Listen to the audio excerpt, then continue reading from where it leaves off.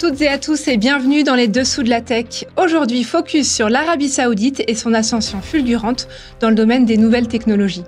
Sous l'impulsion de Mohammed Ben Salman et de sa vision 2030, le royaume vise à devenir une puissance technologique mondiale, diversifiée, loin de sa dépendance au pétrole. Avec des investissements massifs dans l'intelligence artificielle, des infrastructures numériques et des projets comme la ville futuriste de Neom, l'Arabie Saoudite ambitionne de se positionner comme un acteur majeur de la tech. Mais à horizon 2030, pourra-t-elle rivaliser avec des géants actuels de la Silicon Valley et d'autres hubs technologiques mondiaux? L'Europe doit-elle se faire du souci? Explorez avec nous cette montée en puissance et les enjeux derrière cette révolution numérique. Bonjour Alessandro. Bonjour Anne-Laure. Alors Mohammed Ben Salman, autrement appelé MBS, est devenu le prince héritier de l'Arabie Saoudite en juin 2017.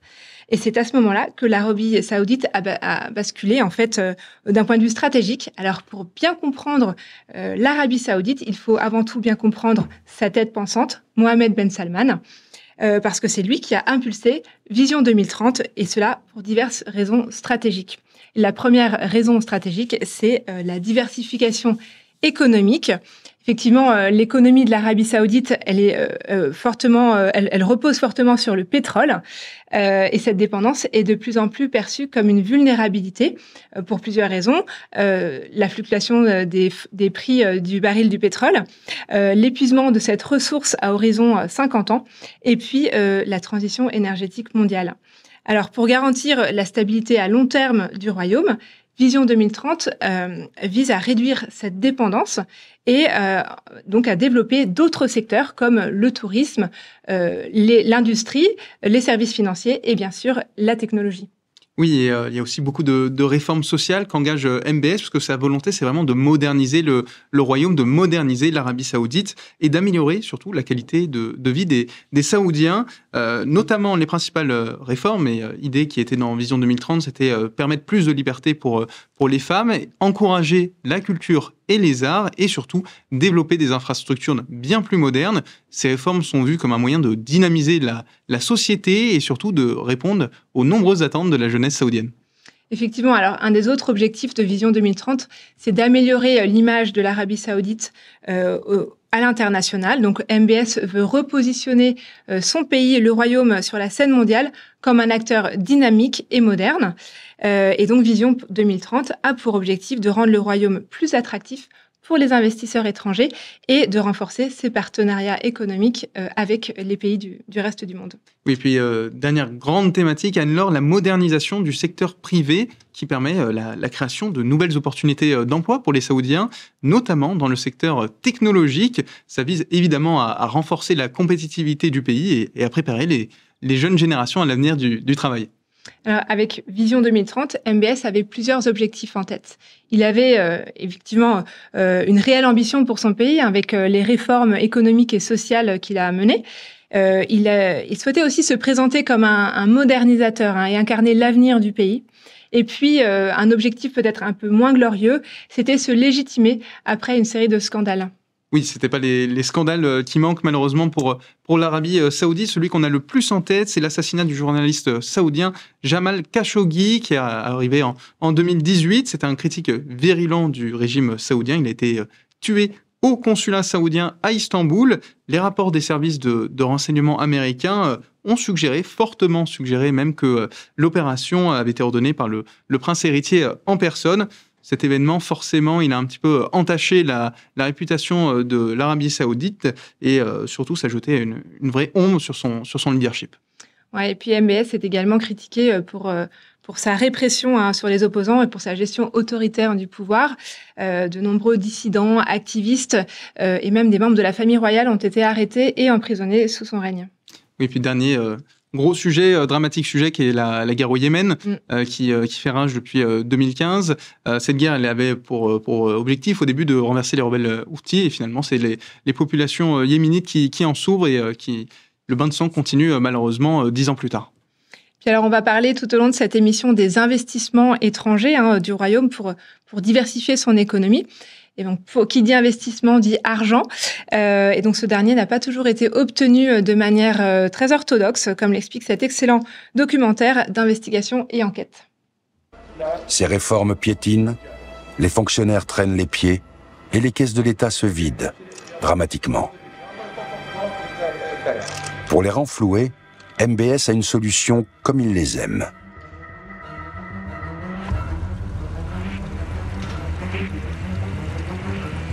En octobre 2017, il fait séquestrer dans un palace 380 hommes d'affaires et princes, parmi les plus riches et les plus puissants.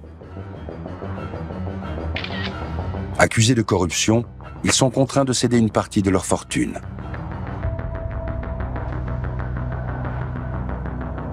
MBS fait ainsi rentrer 100 milliards de dollars dans ses caisses. Mais cette purge hors norme effraie les investisseurs occidentaux qu'il a besoin de séduire. Une manière qui ne fonctionnerait pas trop chez nous pour obtenir de l'argent. Alors évidemment, ces scandales ont attaché la vision de l'Arabie Saoudite et sa position aux yeux du monde, notamment auprès des USA. Mais depuis le retour au pouvoir en 2025 de Donald Trump, ça a changé, puisque MBS, c'est d'ailleurs le premier dirigeant que Trump a appelé une fois qu'il a pris le pouvoir. Et le blason à l'international, il se redore petit à petit, malgré tous les scandales que nous avons vus.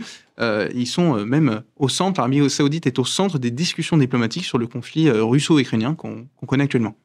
Effectivement, alors on est en 2025, comme tu l'as dit, on est presque 9 ans après le lancement de Vision 2030, donc on est en droit de se demander où on en est sur ce projet. Alors l'Arabie Saoudite a réalisé des progrès significatifs dans certains domaines. On constate également un narratif plutôt très positif de la part des Saoudiens eux-mêmes, mais on est en droit de nuancer ces propos puisqu'il y a assez peu d'informations indépendantes qui sortent du pays. Donc, il est difficile d'évaluer les résultats. N'est-ce pas, Alessandro? Oui, c'est sûr que les Saoudiens ne vont pas dire le contraire et de dire que ça ne fonctionne pas, mais on peut quand même leur accorder quelques transformations économiques et sociales. Et maintenant, il y a une vraie volonté d'ouvrir le pays. Alors, pour ça, l'Arabie Saoudite joue sur 2 tableaux. Le premier, c'est le hard power, avec évidemment sa puissance pétrolière et ses moyens financiers qui ne sont plus approuvés. Mais d'un autre côté, avec le soft power, le royaume continue de développer son attractivité. Ça passe d'ailleurs par le sport. On l'a vu avec le football, où ils ont investi 200 milliards pour créer leur ligue. Et ça attire un public mondial, parce qu'ils ont pris des très grands joueurs, évidemment. Et ça devient le centre de retraite pour gagner quelques millions pour les bons joueurs. Et l'Arabie Saoudite va d'ailleurs organiser le mondial 2034, qui est le mondial 2034 de football, tout simplement. Et si le pays adopte une stratégie qui est très similaire pour d'autres disciplines, que ce soit la Formule 1, le catch et plus récemment la boxe avec des signatures le mois dernier, il y a en parallèle des événements culturels et des grandes opérations de séduction pour le tourisme. Alors, je pense que tout le monde a à peu près vu des appels à venir en Arabie Saoudite et des brochures de pub à droite à gauche. Effectivement, Alessandro, alors une véritable opération de séduction. Mais celle qui nous intéresse, c'est vraiment celle de la tech. L'Arabie Saoudite investit énormément, massivement dans le numérique parce que leur objectif, c'est de devenir le prochain hub de l'innovation. Leur objectif, c'est de se façonner une image plus moderne et rassurante et de renforcer son poids géopolitique et son attractivité économique. Alors, je vous propose d'écouter tout de suite cette interview de Myriam Benrad, qui est chercheuse spécialisée sur le Proche et le Moyen-Orient à la Schiller International University. Il faut savoir qu'un objectif qui a été fixé par les autorités saoudiennes, c'est de faire passer la dépendance au pétrole, donc au niveau les plus bas, et au contraire, si on parle de la high-tech, d'accroître la contribution de tout ce qui est donc nouvelles technologies, numérique, high-tech, de 1% du PIB aujourd'hui à 5% dans les années à venir. La question des données, elle est fondamentale parce que on voit bien finalement que cette diversification de l'économie, c'est passer d'un capitalisme extractiviste à un capitalisme de données, ce qu'on appelle en anglais digital ou data capitalism, qui considère que la donnée, finalement, c'est l'avenir parce que la donnée est à la fois une source de monétisation, mais elle est aussi une valeur finale en soi. D'où ces investissements massifs dans les data centers qui, encore une fois, montrent tout de même qu'il y a une orientation, encore une fois, très, très, vraiment, maintenant beaucoup plus spécifique qu'elle l'était il y a 10 ans, par exemple. Alors, j'aimerais revenir sur ce que vient de dire Myriam Benrad. ce chiffre passait de 1 à 5% du PIB dans la tech. C'est colossal. C'est Surtout énorme. pour leur dépendance au pétrole, finalement. Exactement. C'est ce qui explique du coup les différents investissements du royaume saoudien dans de nombreux pays à travers le monde. Leur stratégie, elle passe avant tout par des partenariats et des alliances internationales, Alessandro. Oui, c'est pas les partenariats, les alliances qui manquent, notamment aux États-Unis. Bon, ils ont déjà leur argent et leurs investissements, notamment avec le projet Stargate et les 500 milliards, mais Donald Trump a pu se réjouir de l'arrivée des Saoudiens et d'un nouvel investissement. On l'écoute. Saudi Arabia will be investing at least $600 billion in America, but I'll be asking the Crown Prince, who's a fantastic guy, to round it out to around $1 trillion. I think they'll do that because we've been very good to them. 600 milliards de dollars. Ouais, rien que ça va aider les États-Unis à continuer de développer leur marché et leurs divers sujets technologiques. Alors, l'Arabie Saoudite n'est pas que aux États-Unis, évidemment. Il y a des fonds d'investissement qui continuent de déployer, de placer l'argent des Saoudiens, que ce soit en Chine ou en Inde. Et puis, à Riyad, il y a un peu moins de 2 mois, l'Arabie Saoudite organise à nouveau son événement technologique annuel, le LEAP. Et là encore, ce ne sont pas les milliards qui manquaient. Écoutez. But Liane Rotate, in partnership with Alibaba, decided to bring Quinn for the region, one of the most powerful LLMs for the region. And as His Royal Highness always keeps reminding me, this is yet just the beginning. Because under the leadership of His Royal Highness and in partnership with you, our global innovators and thinkers of the world, yet again, you keep making history in this defining moment and announcing $14.9 billion worth of investments and announcements in this LEAP alone. And rest assured, in a very true LEAP fashion, alors, 15 milliards de dollars, c'est vraiment... la volonté, elle est claire, hein, c'est développer des partenariats stratégiques avec des géants technologiques internationaux. On a vu Amazon Web Services, Microsoft Azure, Google Cloud, Lenovo, Alibaba Cloud, avec qui ils souhaitent développer des data centers dans la région et en Asie du Sud-Est. Donc, ça permet quoi, en fait, à l'Arabie Saoudite, tous ces partenariats? Ça permet de sécuriser leur accès à des infrastructures de cloud computing. Ça permet de sécuriser leur capacité de stockage de données. Ça permet également de stimuler la création de startups numériques et de ramener des technologies et des savoir-faire qui pourront être utilisés par leurs startups locales. Et ça permet également de faire des investissements qui pourront conduire potentiellement à des fusions-acquisitions et donc d'intégrer rapidement des nouvelles technologies dans l'économie saoudienne. Et puis surtout, de stimuler son propre écosystème numérique en attirant des talents et les innovations mondiales qui l'aideront à devenir un hub régional pour la technologie et l'innovation.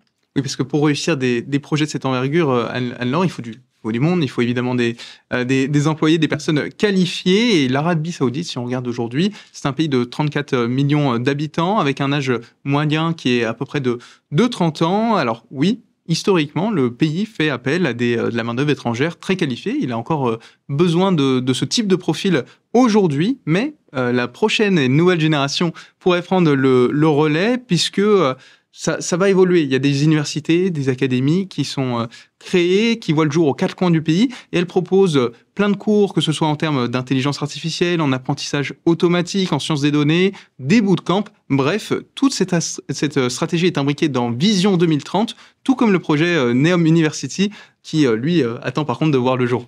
Justement, tu parles de Neom.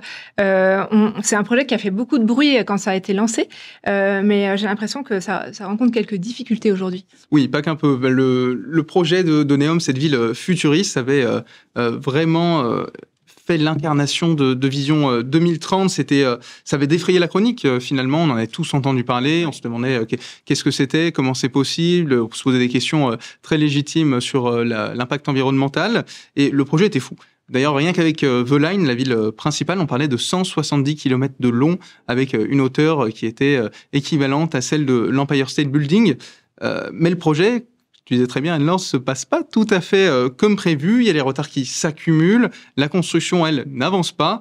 Et surtout, ça pourrait devenir un véritable gouffre financier pour l'Arabie Saoudite. On parle potentiellement d'un coût d'investissement qui atteindrait les 1000 milliards.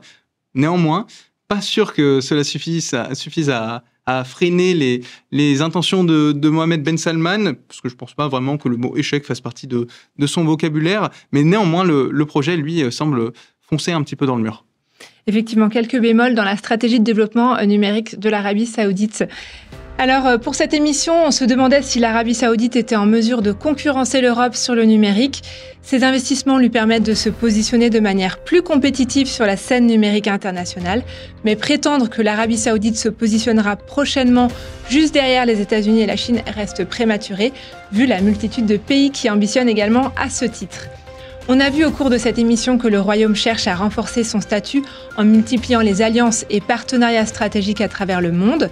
L'Arabie Saoudite investit massivement dans des secteurs clés comme l'intelligence artificielle, avec des projets de plus en plus ambitieux. Le pays met un accent particulier sur l'attraction de talents spécialisés et vise à devenir un véritable hub régional de l'IA. Mais il reste encore beaucoup à faire. C'est la fin de cet épisode des Dessous de la Tech sur la stratégie numérique de l'Arabie Saoudite. Merci Alessandro. Merci Anne-Laure. Merci à toutes et à tous de nous avoir écoutés. Retrouvez tous les épisodes des Dessous de la Tech sur la chaîne YouTube d'IT for Business. Je vous retrouve très bientôt pour un prochain épisode.